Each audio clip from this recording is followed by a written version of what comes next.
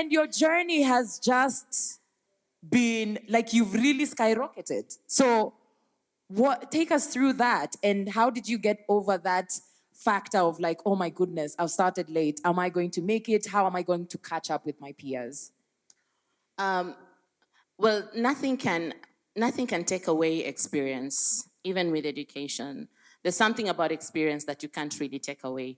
And for me, I always, when I was getting into the industry, I was asking myself, how can I compete with people who've done this for so long? And then I realized that the only way I can compete with them is if I skill up. So, how can my skills be better? How can I be more memorable? How can I be more attractive? How can the clients want me more than any other person? But I actually got into voiceover by accident. I stumbled into it when I was in third year, and Moy University was having a documentary that they were doing, and they put an announcement, and they were looking for voiceover artists. I didn't know what that was, but I just knew it had something to do with my voice, and I'd had people say my voice is awesome, so I'd like, okay, let's go try it out. We were 60 of us who were shortlisted, but they picked 2 of us. And the 2 of us ended up working together at Nation Media Group later on in life. But when I was selected, I was lucky enough to be taken through the whole documentary producing process. And I got so fascinated when I got into the booth because I felt really at home just being there in that enclosed space and me and the microphone. I had fallen in love with the microphone way back when I was a kid. And so now I was getting to interact with it on a professional level, and that was really exciting for me. Immediately after that experience, I went straight ahead and started looking for internships in places where I could use the microphone. So I landed an internship at Sayara FM. I was working when I was in third year. I did only 1 show a week, but that kept improving my relationship with the microphone. And that love affair kept growing and growing. And getting into the industry when I was a little bit older was actually a very strategic thing for me. I wanted to be in media for a while. I wanted to get the networks. I wanted to know who are producers. I wanted to know what they're producing. I wanted to know who are their clients. I wanted to know how to build relationships with them. And so my stint, or can't call the stint, was 5 years. My 5 years in media was really basically just to set my foundation. Another thing that I really wanted to do, and this is very personal to me, I don't know what other artists have planned for themselves, but I knew that I was getting into an unpredictable industry. That scared me because I had kids and I wanted them to have a stable life. I wanted them to be safe. I wanted them to feel like their parents are working for them and not working for just ourselves. Get what I mean? Because sometimes you follow your passion and then everything else, as Melissa is saying, is falling apart, which is not fair for the people you've brought on this world. And so I decided that I must take care of things that I feel, being in an unpredictable industry, are going to hurt me. One of the things was rent. I felt like, hey, I have to work hard, eliminate this thing first, and then now I can dive into the unpredictable industry so that even if by any chance I don't get work that whole month, I would say, oh, maybe it was rent. And then, and then I move on. So for me, it was very strategic. I really wanted to plan my life, as Aziad was talking about planning. I really had planned it out. And I came in with a lot of intimidation, of course, because I had made a stint in theater when I cleared uni, and then I left and went to media. So I had a 5-year away from stage. So coming back was very difficult. I remember having a conversation with Anthony Ndongo, and he told me, if you want to come back, you have to be visible. People have to know you. This is an industry of visibility. People have to see you. Social media was not that big back then, but now I had to attend plays.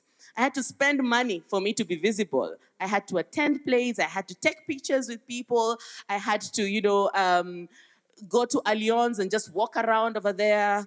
Go to institutes, just say what's up to people.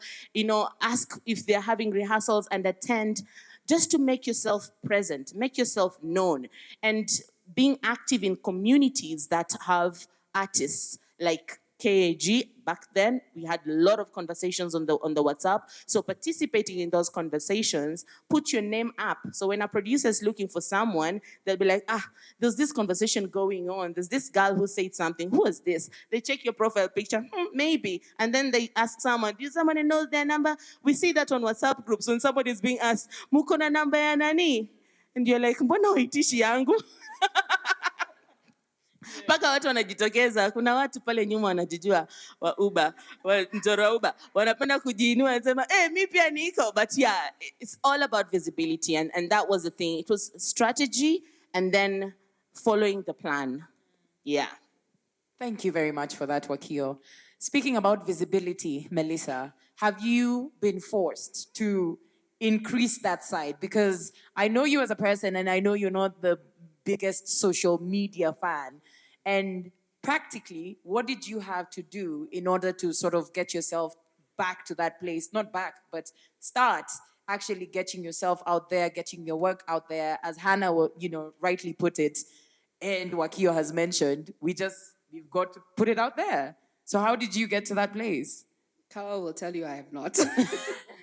Kawa is always on my ass when I need to post. When I need to post things. Yeah, because you know me. I don't like ever posting my personal life. You'll never see my kid. You won't see my family on my social media. Honestly, it's just been like attending events. Even because like I'm generally an introvert, but I'm like forcing myself to like go to events, be around people. And it's awesome. It's awesome getting to network and stuff. So I think for me, that's been the easiest thing is just attending events and just taking photos there and then just holding them. Just doing a lot of Throwback Thursdays photos. That's as far as I can go right now, Kawa, please. Yeah. You guys do it a lot better. Thank you for that. Asyad, I remember there's a time where you faced a lot of like backlash from people, which Kenya is very interesting. They love you 1 minute, the other minute it's like, oh, you are nafanyanga. And how did you get through that? Because as a content creator, I'm assuming these are things you will have to deal with every now and then. How did you get through that? Again, God. Now, let me tell you a funny thing. I talk about God because I talk to Him a lot and I pray a lot. I might not look so spiritual, but I am. Every single person has their own relationship with their God. And Juicy, I saw a post somewhere, mtu alikuwa anasema, ukimuuliza atasema ni Mungu. And I'm like, maybe your God is not working for you. Come, I show you my God. Anyway, I'd say that because it was a crazy time. I was just young getting into the industry. It was crazy. I just moved out on my own. My parents are not around. Who are there? It's my family, Kawa and Grace. They came through. They were a supportive family that particular time when I needed them the most. And they really helped me through it. And it's something that is happening on social media nowadays. It's crazy because I've gotten a lot of people who are like, I want to get into the social media space. I want to make money, but I'm so scared of putting my account public because I don't know how I'm going to take the backlash. I don't know how you survived it. I'm like, the first thing is, aside from social media, because that is your family on the internet. And that's the sad reality. Today, people will love you. Tomorrow, you do something dumb, something silly. Or not, it's not even, most times, actually, it's not about you. It's about them. It's not about you, it's about them. And one thing that I've learned is, imagine Jesus Christ was not loved by everyone. Whomst are you? You're just a human being. So there are people who are going to love you. There are people who will not. Learn to move with the lot that does. Leave the lot that doesn't. And also another thing is that, it's crazy. Just make sure that you surround yourself with a family aside from the internet. So that when the cameras are off, you're done with the phone, you're like, you know what, Kazangu, let me tell you, as in you have a family that you can talk to aside from that. So that when these things happen, like she said, this is an industry that it's unpredictable. You just never know. So that if things have happened to you online, you have people that you can fall back to. And something that I've also gotten to learn is the fact that it's always the noisemakers who make noise. You will never find people who matter making noise. You will never find people who matter making noise. Thank you so much. Exactly. Yeah, thank you very much. Thank you. That was nice. Keep it up. And I want everyone to do that assignment today. When you find a hate comment on someone's page, just click that profile. Go look at them. You will never find it's always the noisemakers. But someone of substance who has a job, who has an image to keep, they will never do that. So it's always more about them, not you. Thank you very much for that. Wakiom Zenge, what are we expecting to learn in your class? So when I was approached to do this, I was like, because I'm a teacher, I need to have a scheme of work. I need to have a lesson plan. And so that I can deliver and have each segment and when I'll have a break and all those things. And I was looking at it like really a teacher. And then I asked two people. I asked Kawa and then I asked a friend of mine called Tim. And I told them, so this is what I have planned. And they're like, oh, Akio, just talk about your experiences. Just don't overthink it. Don't overthink it. Just relax. So then I had a conversation with Grace, and Grace is like my my voice of reason.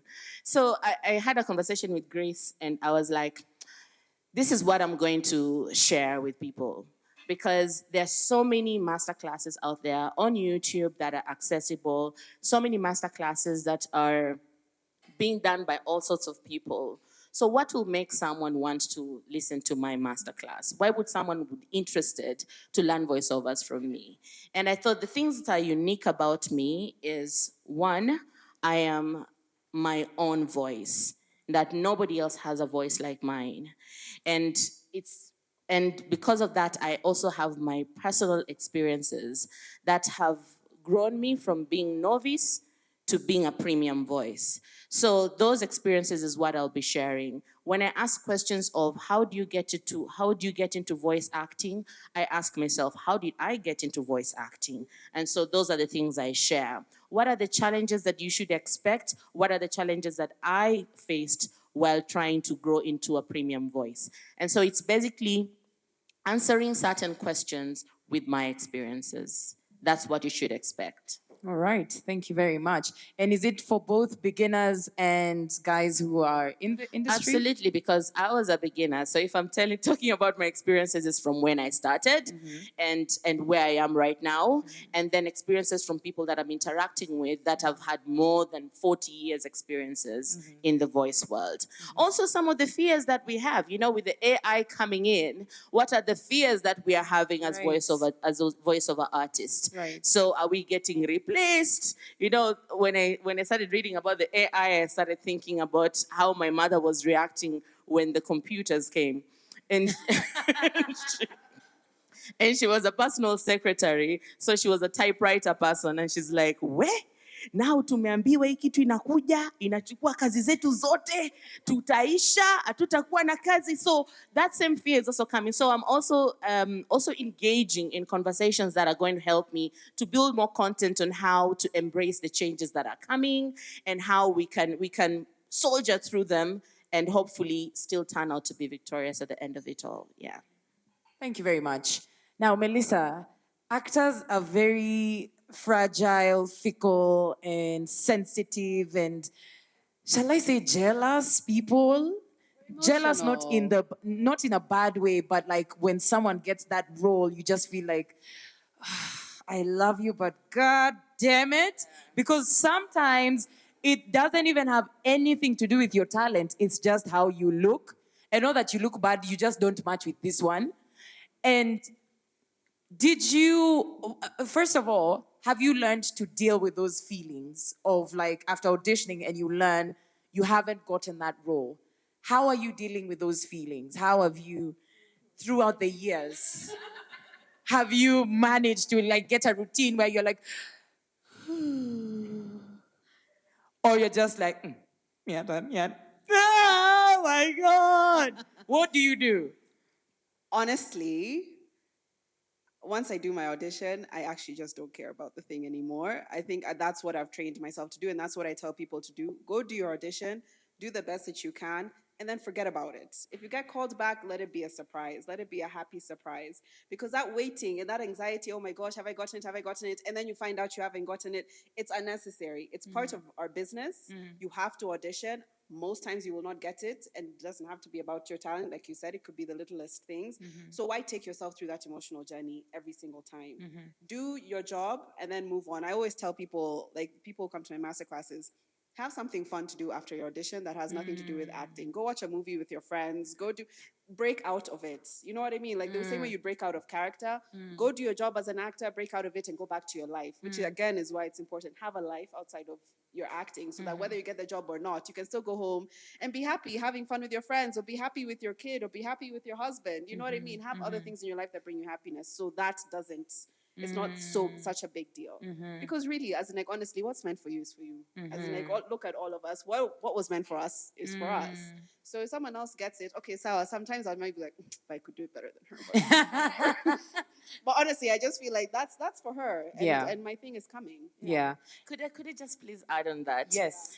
You know, there are times when you actually book a role.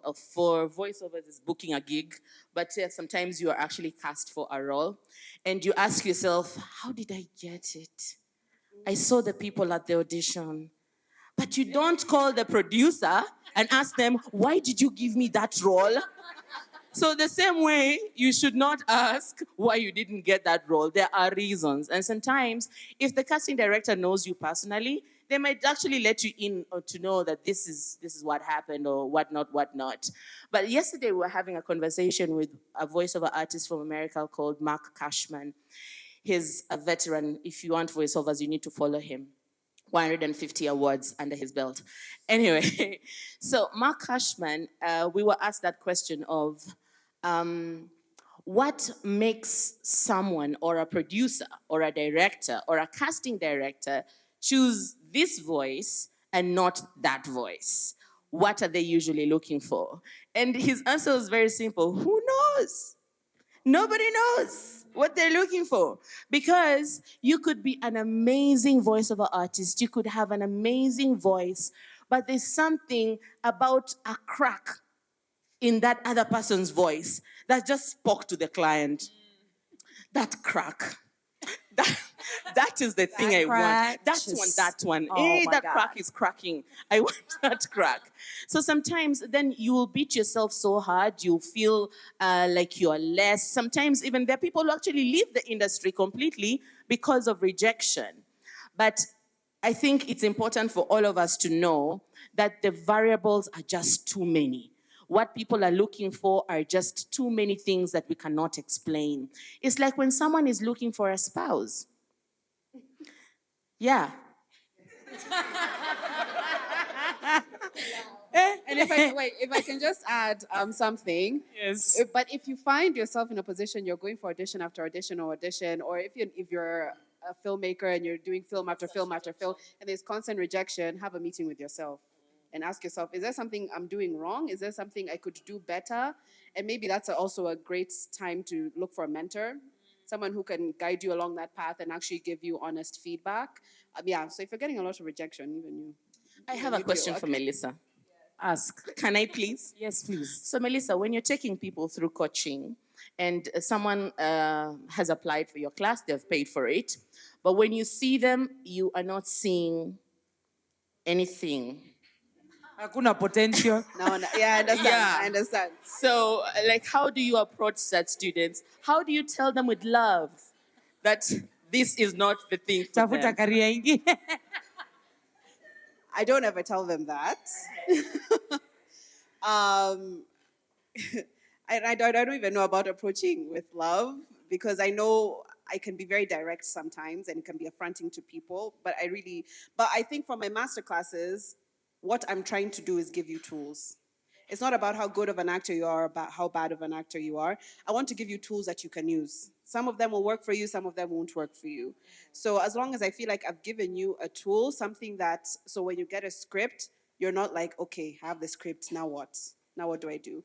I want to give you something that you can use so that when you show up on set, you feel confident. I have a strategy. I have a plan. I know what I can do. The director wants me to do this. Okay, I have this tool that Melissa taught me I can use to accomplish that. You know what I mean? So for me, whether you're a good actor or not, and I really do think almost anyone can be a good actor. Sometimes a lot of actors who you're like, hey, this one doesn't have potential, they're so in their heads. Because I always tell people, when I'm seeing you have a conversation with your friend, you're so natural. But it's like when you step on stage, that's where the problem comes. So it's not that you cannot talk naturally, because I'm seeing you do that with your friend. It's usually